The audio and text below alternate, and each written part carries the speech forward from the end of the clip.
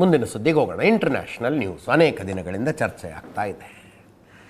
ಅಮೇರಿಕದಲ್ಲಿರುವ ಒಂದು ಇಲಾಖೆ DOGE, department of government efficiency. ಇತ್ತೀಚೆಗೊಂದು ಯಾರ್ದೋ ಟ್ವೀಟ್ ನೋಡ್ತಾ ಇದ್ದೆ ನಾನು. ಡಾಜ್ನಂಥ ಇಲಾಖೆ ಭಾರತದಲ್ಲೂ ಬೇಕು ಅಂತ.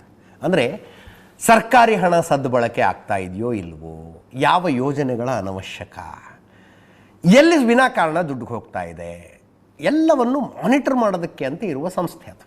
ಈ ಡಿಪಾರ್ಟ್ಮೆಂಟ್ ಅದು, ಇಲಾಖೆ ಅಮೇರಿಕದ ಸರ್ಕಾರದಲ್ಲಿ.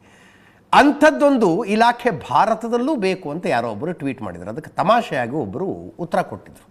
ನೋಡಿ, ಅಮೇರಿಕದ ಆ ಡಿಪಾರ್ಟ್ಮೆಂಟ್ ಆಫ್ ಗವರ್ನಮೆಂಟ್ ಎಫಿಷಿಯನ್ಸಿಯನ್ನು ನೀವು ಡಾಜ್ ಅಂತ ಶಾರ್ಟ್ ಫಾರ್ಮ್, ಅದು ಡಾಜ್ ಅಂತೀವಿ ನಾವು. ಬಟ್ ನೀವು ಅದನ್ನ ಪಕ್ಕ ಇಂಡಿಯನ್ ಸ್ಟೈಲ್ನಲ್ಲಿ ಓದಿದರೆ ದೋಗೆ ಅಂತ ಆಗುತ್ತೆ, ದೋಗೆ. ಅದಕ್ಕೆ ಯಾರೋ ರಿಪ್ಲೈ ಮಾಡಿದರು, ಇದು ಭಾರತದಲ್ಲಿ ಆಲ್ರೆಡಿ ಇದೆ, ಯಾವ ಗೌರ್ಮೆಂಟಿಗೆ ಆಫೀಸಿಗೆ ಹೋದರೂ ಕಿತ್ನಾ ದೋಗೆ ಅಂತಾರೆ ಅಂತ.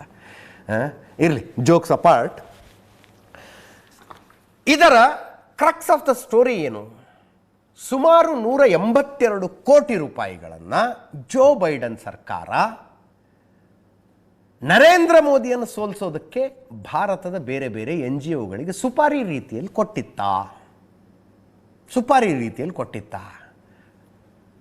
ಡೊನಾಲ್ಡ್ ಟ್ರಂಪ್ ಹಾಗೆ ಹೇಳ್ತಾರೆ, ಸರ್ಕಾರ ರಚಿಸೋ ಪ್ರಯತ್ನದ ಭಾಗವಾಗಿ ಇಷ್ಟು ದುಡ್ಡನ್ನು ಭಾರತದಲ್ಲಿ ಖರ್ಚು ಮಾಡಿದ್ದಾರೆ. ನೆಪ ಏನು? ಮತದಾನದ ಪ್ರಮಾಣ ಜಾಸ್ತಿ ಮಾಡುವ ನೆಪದಲ್ಲಿ ಖರ್ಚು ಮಾಡಿದ್ದಾರೆ ಅಂತ. ಕಾಂಗ್ರೆಸ್ನವರು ಶ್ವೇತಪತ್ರ ಹೊರಡಿಸಿ ಇದರ ಬಗ್ಗೆ ಅನ್ನೋ ಲೆವೆಲಿಗೆ ಬಂದರು. ಇದ್ರ ಮಧ್ಯದಲ್ಲಿ ಪೇಪರ್ ಹೆಸರು ತಗೊಂಡು ಹೇಳೋಣ ಅಂತ ಏನು ತಪ್ಪಿಲ್ಲ. ಇಂಡಿಯನ್ ಎಕ್ಸ್ಪ್ರೆಸ್ನಲ್ಲಿ ಒಂದು ರಿಪೋರ್ಟು ಪ್ರಕಟ ಆಗಿದೆ. ಅದರಲ್ಲಿ ಡೊನಾಲ್ಡ್ ಟ್ರಂಪ್ ಆರೋಪದಲ್ಲಿ ಸತ್ಯ ಇಲ್ಲ ಅನ್ನೋ ಥರದ ಸಾರಾಂಶ ಆ ರಿಪೋರ್ಟಿಂದು.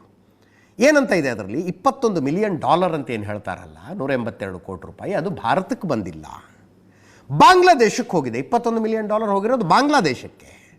2022ರಲ್ಲಿ ಬಾಂಗ್ಲಾದೇಶಕ್ಕೆ $21 ಮಿಲಿಯನ್ ದೇಣಿಗೆಯನ್ನು ಏನು ಕಾರಣಕ್ಕೆ? ಬಾಂಗ್ಲಾದೇಶದ ಪ್ರಜಾಪ್ರಭುತ್ವವನ್ನು ಸುಧಾರಿಸ್ಬಿಡ್ತಲ್ಲಿ ನೋಡಿದ್ರಲ್ಲ ಏನೇನಾಯಿತು ಅಂತ. $21 ಮಿಲಿಯನ್ ದೇಣಿಗೆಯನ್ನು 2022ರಲ್ಲಿ ಬಾಂಗ್ಲಾದೇಶಕ್ಕೆ ಅಮೇರಿಕ ಕೊಟ್ಟಿದೆ. ಅಂದರೆ ಘೋಷಣೆ ಮಾಡಿದೆ $21 ಮಿಲಿಯನ್. ಅದರ ಪೈಕಿ $13.4 ಮಿಲಿಯನ್ ಈಗಾಗಲೇ ಬಿಡುಗಡೆಯಾಗಿದೆ ಅಂತ. ಇದು ಇಂಡಿಯನ್ ಎಕ್ಸ್ಪ್ರೆಸ್ನ ಇವತ್ತಿನ ವರದಿ. ಈ ವರದಿಯನ್ನು ನೋಡಿ ಆದರೂ ಸತ್ಯ ಅರ್ಥ ಮಾಡ್ಕೊಳ್ಳಿ ಅಂತ ಕಾಂಗ್ರೆಸ್ನವ್ರು ಹೇಳ್ತಾ ಇದ್ದಾರೆ.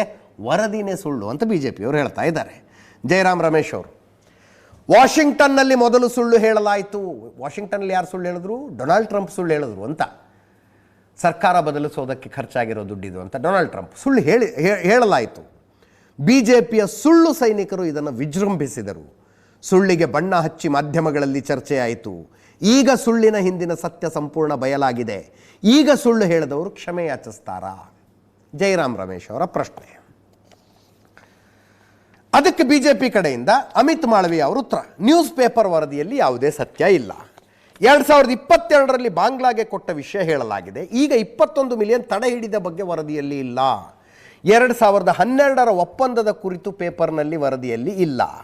ಭಾರತಕ್ಕೆ $21 ಮಿಲಿಯನ್, ಬಾಂಗ್ಲಾದೇಶಕ್ಕೆ $29 ಮಿಲಿಯನ್.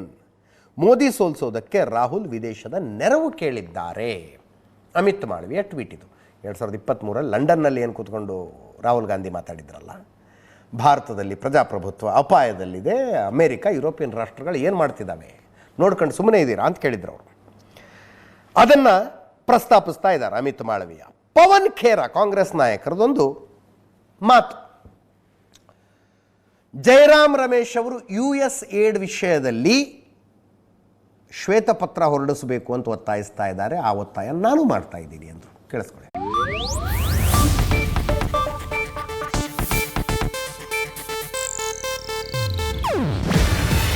ಇದು ಏಷ್ಯಾನೆಟ್ ನ್ಯೂಸ್ ನೆಟ್ವರ್ಕ್ ಪ್ರಸ್ತುತಿ. ನೀವು ನೋಡ್ತಿದ್ದೀರಾ ಏಷ್ಯಾನೆಟ್ ಸುವರ್ಣ ನ್ಯೂಸ್.